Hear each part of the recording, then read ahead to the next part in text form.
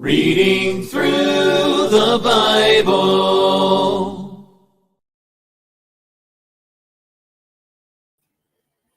Good evening.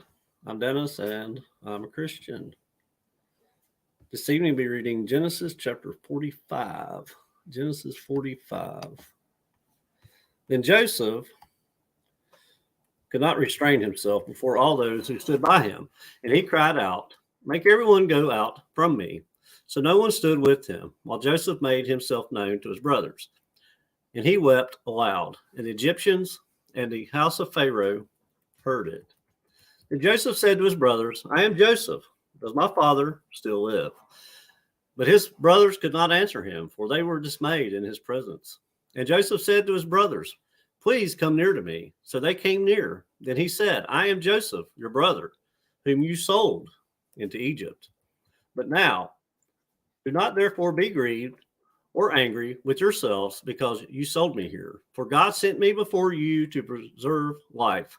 For these 2 years the famine has been in the land, and there are still 5 years in which there will be neither plowing nor harvesting. And God sent me before you to preserve a posterity for you in the earth, and to save your lives by a great deliverance. So now it was not you who sent me here, but God. And he has made me a father to Pharaoh, and lord of all his house, and a ruler throughout all the land of Egypt. Hurry and go up to my father and say to him, 'Thus says your son Joseph, God has made me lord of all Egypt. Come down to me, do not tarry. You shall dwell in the land of Goshen, and you shall be near to me, you and your children's children, your flocks and your herds, and all that you have. There I will provide for you, lest you and your household and all that you have come to poverty, for there are still 5 years of famine. And behold, your eyes and the eyes of my brother Benjamin see that it is my mouth that speaks to you. So you shall tell my father of all my glory in Egypt, and of all that you have seen. And you shall hurry and bring my father down here." Then he fell on his brother Benjamin's neck and wept, and Benjamin wept on his neck. Moreover, he kissed all his brothers and wept over them. And after that, his brothers talked with him. Now the report of it was heard in Pharaoh's house, saying, "Joseph's brothers have come." So it pleased Pharaoh and his servants well.